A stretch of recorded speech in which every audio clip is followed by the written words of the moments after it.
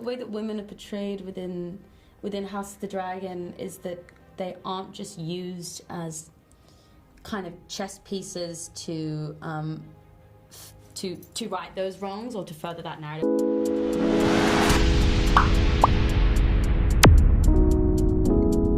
Now, Rhaenyra just wants to be treated like the future sovereign that she is. However, the world around her wants her to fall in line. Yeah. Have you ever felt that way as an actress and also as a young woman?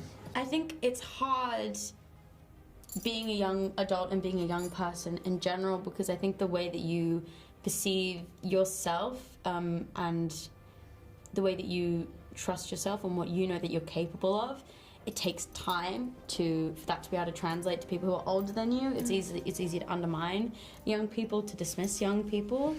Now, when it comes to Alicent, I feel there's a lot more to her than meets the eye. Do you think that it's always the quiet ones you've got to watch out for? Oh, for sure. I think the Hightowers are very naturally fiery people. I always say it's no coincidence that there's a flame on the sigil, on the Hightower sigil.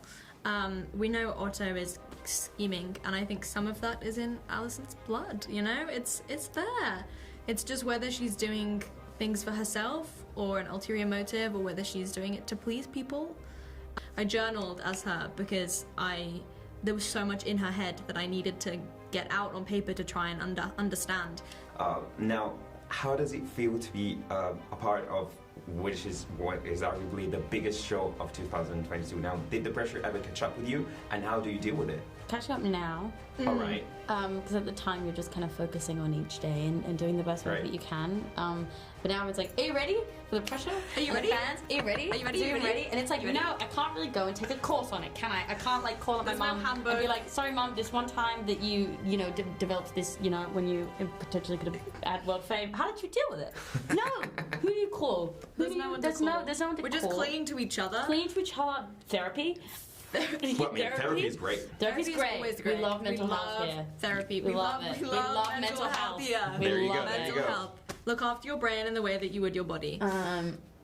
But you can never be ready. You can never. There's no way to prepare at all. I think, as much as we are saying in interviews, like, just don't think about it. Try not to think about it. You have to think about it a certain amount. You have to sort of process it, but you can't deep dive, because then you get all these eventualities, like, what if everyone hates us? What if we flop after this and then we burn out? But you have to let yourself feel what you're going to feel, write out the emotions. You can't combat it. The more you suppress it, the more it's going to come out in different ways, usually physical ways. Now, back when season 8 ended, there was a lot of talk surrounding Daenerys' demise and how the show arguably sidelines its most powerful female character. Now, do you think that House of the Dragon is going to right some of those wrongs when it comes to female representation? Yeah. The way that women are portrayed within House of the Dragon is that they aren't just used as kind of chess pieces to right those wrongs or to further that narrative. These women aren't in the show to serve the purpose of proving that misogyny exists, because you can take away that it's a huge theme in the show, and it's there for a reason. But if you take that away, these characters are still there's so much depth to them, and they are still fully fledged three-dimensional characters with storylines away from this misogyny. Now, a few days ago, Game of Thrones veteran Sean Bean made some comments about the role of intimacy coordinators on set, and I was wondering if you have any comment on how your experience with intimacy coordinators on set was. I think that it's an incredibly valuable tool that I'm so grateful is now implemented in the film industry, and I feel so lucky to be starting on this journey at this age, and that being an accessible an accessible tool that is used pretty much everywhere, and if it's not, it's quite questionable. So it just makes you feel very safe. I think also coming onto this job, I was still 17.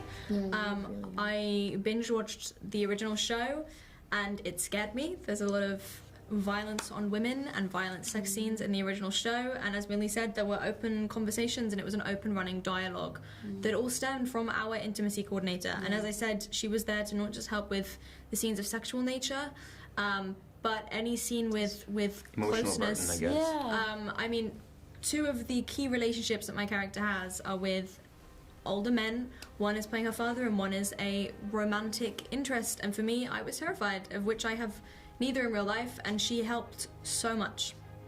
I think it would have been a completely different experience for both of us. Yeah.